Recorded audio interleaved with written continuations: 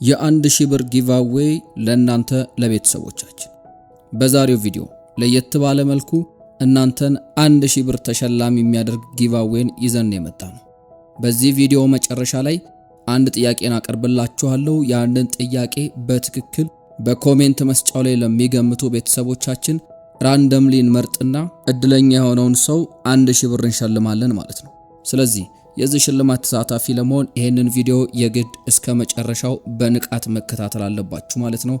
በቀጥታ ዛሬ ወዳዘጋጀንላችሁ ወሳኝ ቪዲዮ እንገባለን። የዛሬውን ቪዲዮ ይዘን የመጣነው በተለየ መልኩ በአይን አፋርነት ለሚቸገሩ ወንዶች ነው። ሴት ልጅን መቅረብ የምትፈሩ ወይም ደግሞ አይን አፋር የሆናችሁ ወንዶች፣ በተለይም ደግሞ የሆነች ልጅን አፍቅራችሁ ወዳችሁ በጣም ተንገብግባችሁ ነገር ግን እንዴት ነው እሷን ማናገረው የሚለው ነገር ግራ ለገባችሁ ሰዎች ነው የዛሬው ቪዲዮ የተዘጋጀው። ይኸውላችሁ ሴት ልጅን መቅረብ በጣም የሚፈሩ ወንዶች አሉ።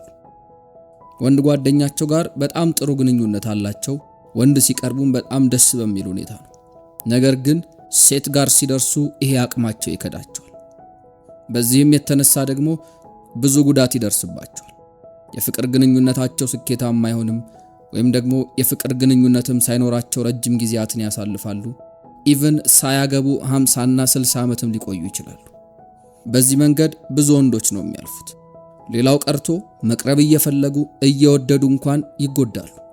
ስለዚህ አንተም ለምንድነው ፈሪ የሆንኩት ወይም ደግሞ ለምንድነው ፍርሃቴን ማስወገድ ያቃተኝ፣ ፍርሃቴንስ ደግሞ እንዴት ነው ማባረር የምችለው የሚል ጥያቄ ውስጥ ካለ ይህንን ቪዲዮ ስትከታተል ትክክለኛውን ምላሽ ሰጣለሁ ማለት ነው። በነገራችን ላይ ፈሪ ስትሆን ሴቶች ራሱ ያሸማቅቁሃል።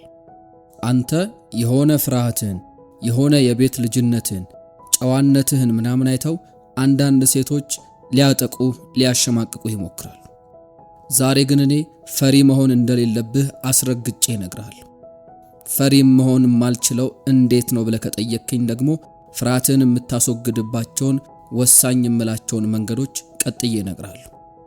አንደኛ፣ በፍጹም ፈሪ ነኝ አትበል።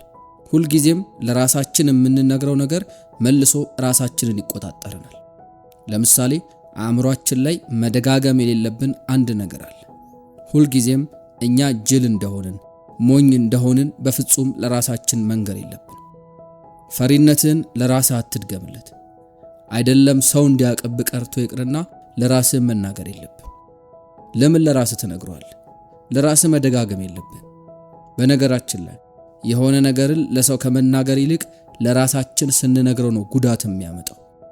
ለሆነ ሰው ለምሳሌ እኔኮ እንዲህ አለብኝ፣ እኔኮ እንዲህ ነኝ፣ እኔኮ ፈሪ ነኝ እያልክ ብትናገር ያ ነገር ምናልባትም ጉዳቱ ለተወሰነ ጊዜ ሊሆን ይችላል። ነገር ግን ለራስህ ጎዶሎህን በተደጋጋሚ የምትነግረው ከሆነ ራስህ ላይ ነው ጉዳትን የምትጠመጥም። እንደ እባብ ራስህ ላይ ተጠምጥሞ አይለቅም። ስለዚህ አንተ ሴትን መቅረብ የምትፈልግ ከሆነ ፍርሃትህን አስወግደ ሴት ጋር መድረስ፣ ከሴት ጋር መሆን፣ ማፍቀር፣ መውደድ፣ ሚስት ማግባት፣ ልጅቷንም የልጆችህ እናት ማድረግ የምትፈልግ ከሆነ ፈሪነትህን ለራስህ በፍጹም እንዳትነግረው።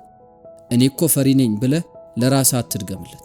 የፈለገ ነገር ቢሆን ከአይምሮ ይህንን ነገር ማስወጣት አለብህ። ሁለተኛው ራስህን መጠበቅ ነው። ራስን መጠበቅ በጣም ደስ የሚል ነገር ነው።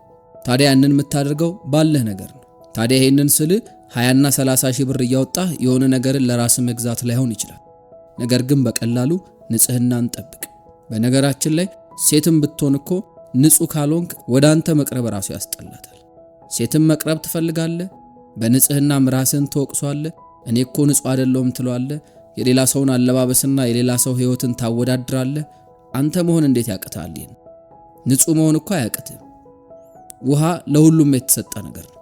ስለዚህ መታጠብ ያቅታል። ሌላ ነገሮች ማለትም ሽቶ መግዛት ምናምን ላትችል ትችላለህ።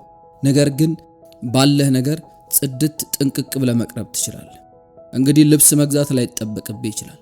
10 ልብስ ከሚገዛ ሰውና አንድ ልብስ ገዝቶ በንጽህና ከሚይዘው ሰው የቱ ይመረጣል ካልከኝ ያ ሁሌም ቢሆን ልብሱን በንጽህና የሚይዘው ሰው ነው ተመራጭ የሚሆነው። 10 ልብስ ገዝቶ እነዛ ልብሶች 10 ያወለቁ መጣል አይደለም ቁም ነገሩ። ንጹህ መሆንን ነው መልመድ መቻል ያለብህ። ራስን ጠብቅ። ራስን ስትጠብቅ አይናፋርነትህ ይወገዳል። በራስ መተማመንህ ወይም ደግሞ ኮንፊደንስ የምንለውም ነገር እያደገ ይመጣል። ታዲያ ሴቷም ንጹህ እንደሆንክ ሲሰማት ወደ አንተ መቅረብ ያንተ ጓደኛ መሆን ትፈልጋለች ማለት። ሁል ጊዜ ባለ ነገር ጽድት ትበል። ጸጉርህን አበጥር፣ ጥርስህን ቦርሽ፣ ልብሶችህ ንጹህ ይሁኑ።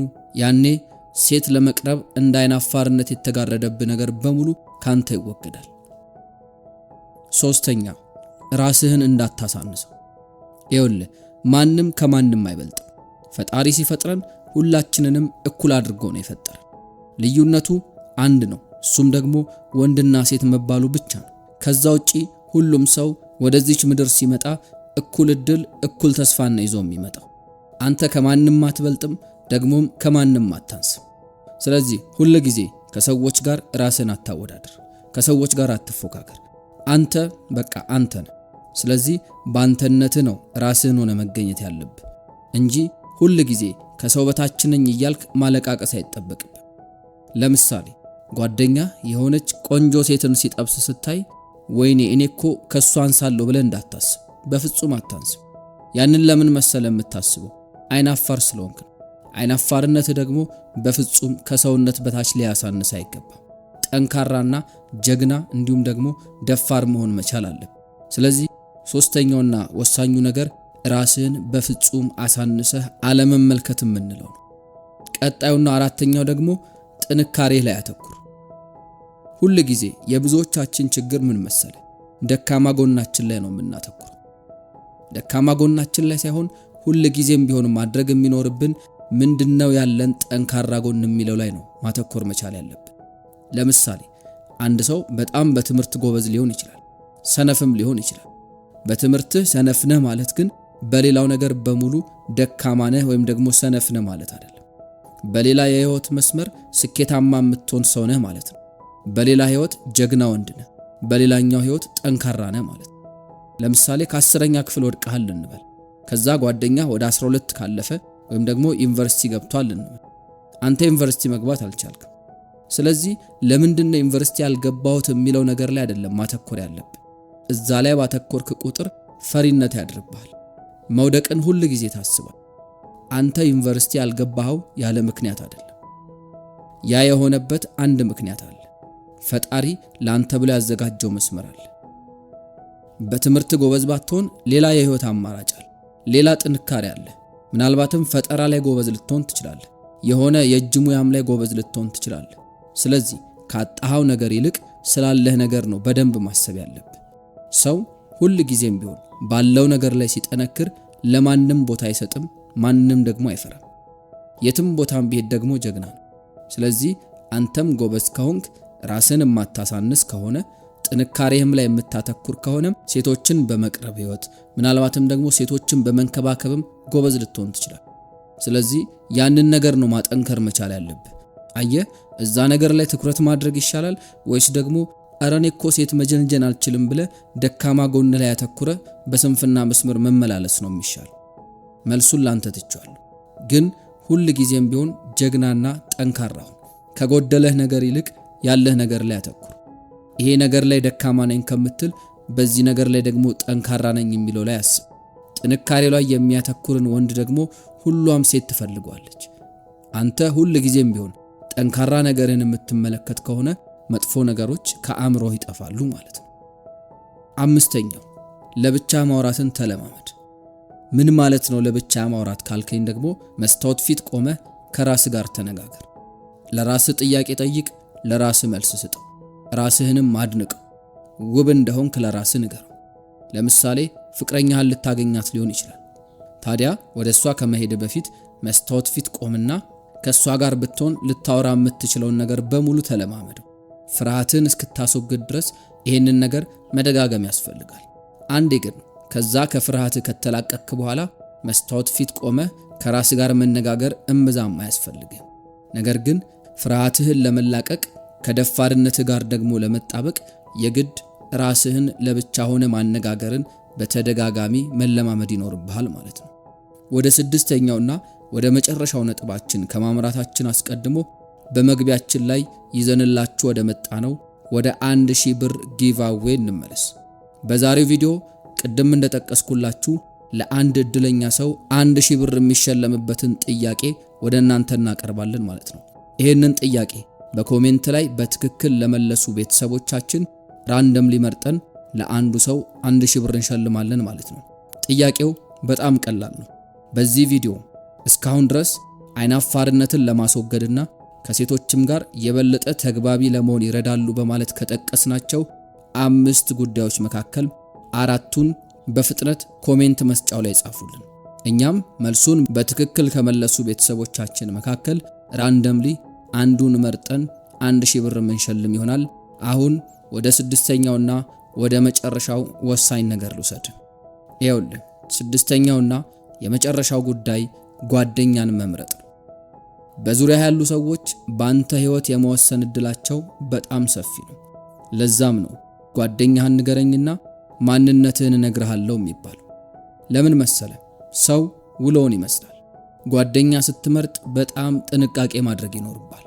አንተን የሚያሳንሱ፣ ሁልጊዜ ያንተን ደካማ ነገር የሚናገሩ፣ ሁልጊዜ ያንተን ፈሪነት የሚነግሩ፣ አንተኮ እንዲህ ነህ፣ አንተኮ እንዲያድርጋል፣ አንተኮ ይሄ ነገር ይጎርልሃል የሚሉ ሰዎችን በፍጹም ባጠገብህ እንዲሆኑ እንዳትፈቅድላቸው።